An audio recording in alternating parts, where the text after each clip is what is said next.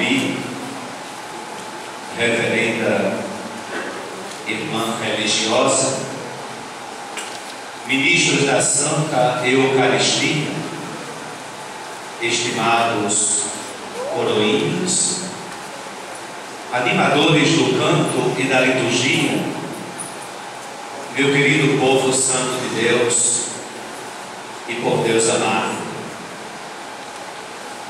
Estamos celebrando neste domingo o 23º do tempo comum. E nos parece interessante refletir, aprofundar a liturgia de hoje sobre 3 verbos.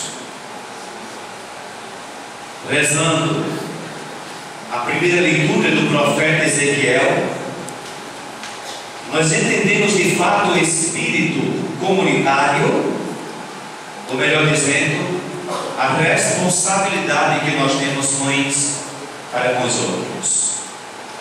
Disse o profeta: Deus dirige-se ao ímpio, ao injusto e diz: você será condenado.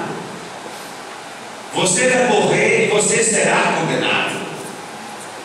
Assim diz Deus ao ímpio. Mas aqueles que rezam, aqueles que estão na comunidade de fé, Deus diz: você procure seu irmão para conversar, porque ele será condenado por ser ímpio e injusto, e você vai pagar pela condenação dele. O que o profeta está nos dizendo?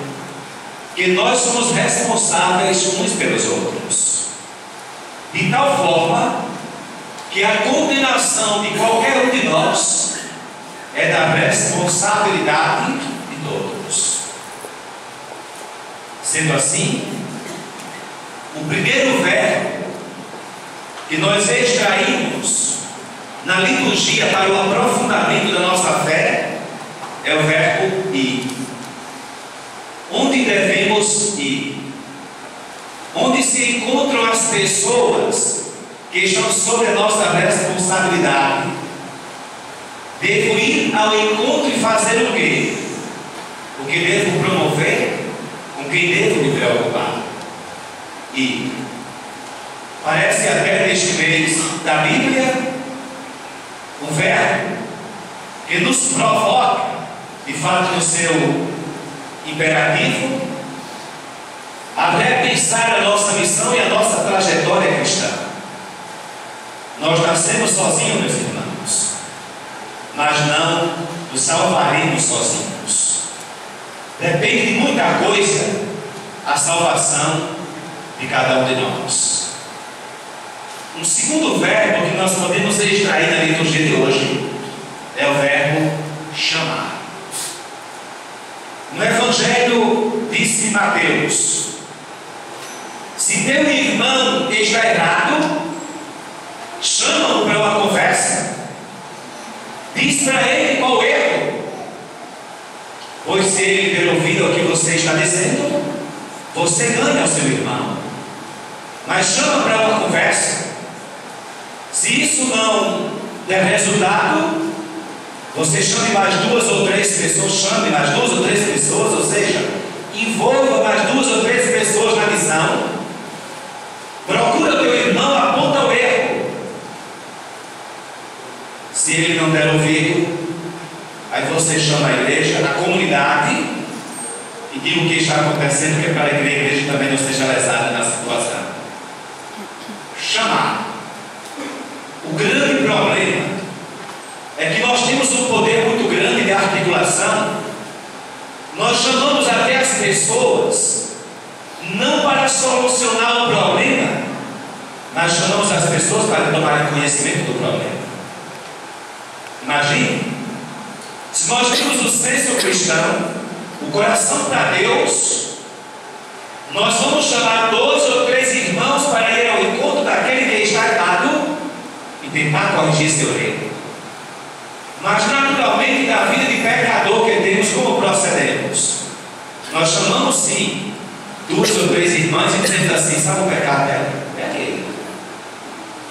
É chamar para corrigir, não para fofocar.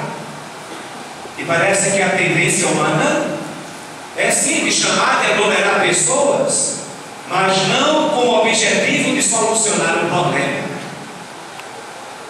Parece que hoje, a partir da provocação do Evangelho, nós temos que mudar um pouco a nossa trajetória e repensar a nossa caminhada. Um terceiro verbo que nós pretendemos refletir nesta liturgia é simplesmente o de denunciar. Se o irmão não quer de fato retomar o bom caminho, se o irmão não dar ouvido àquilo que está sendo dito nem a você nem à comunidade de fé, denuncie. E denunciar é próprio do profeta. Denunciar deve ser próprio de cada um de nós, pois pelo sacramento que nós recebemos, nós nos tornamos sacerdotes, profetas e reis. Então temos a missão de anunciar, de fazer com que aquilo que é irreversível na comunidade cristã, ou no mundo mesmo em que vivemos, possa ser do conhecimento de todos, pois caso contrário, vamos continuar cometendo vários equívocos em nossa vida. Celebrando ainda esta liturgia, nós queremos curiosamente refletir aquilo que disse o autor sagrado do Salmo responsorial. Quando cantando, nós dissemos: hoje não fecheis o coração, mas ouvi a voz de Deus. Interessante, porque se escuta pelo ouvido. Se a Bíblia está dizendo que o coração deve estar aberto para ouvir a voz de Deus, é sinal de que o coração é muito mais do que o ouvido. Porque pelo ouvido todo mundo escuta, mas se fica apenas o ouvido, não gera verdadeiramente a convicção de fé que deve gerar o Evangelho proclamado. A palavra de Deus só encontrará espaço e significado em nossa vida se de fato ela for ouvida com o coração. Por quê? Entra por aqui, mas ganha significado quando encontra espaço no coração do homem. A exortação é precisa: hoje não fecheis, porque Deus já fez o coração do homem um recipiente aberto para receber sempre a palavra, para receber sempre a boa nova. E naturalmente somos nós que nos encarregamos de fechar o nosso coração e de desprezar a palavra de Deus.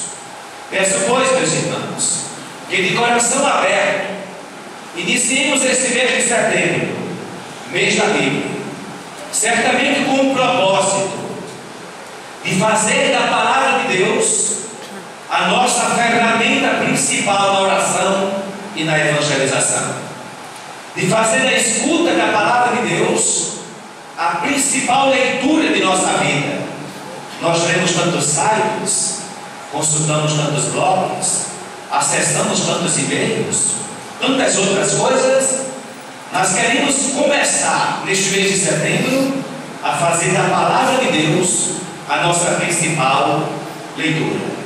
Oxalá que diariamente, e não precisa prometer já hoje a Deus, talvez meia hora, um capítulo por dia, porque a dose pode ser grande demais.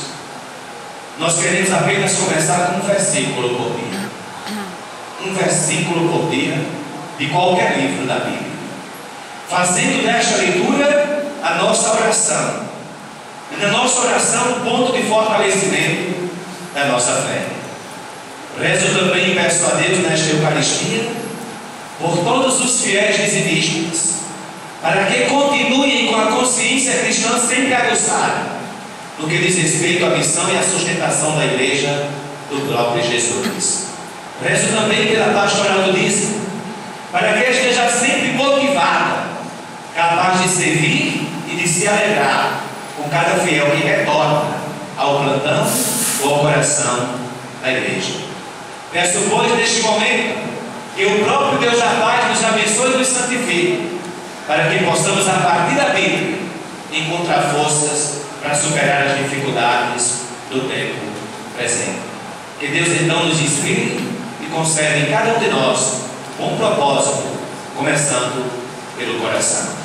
Assim seja. Amém.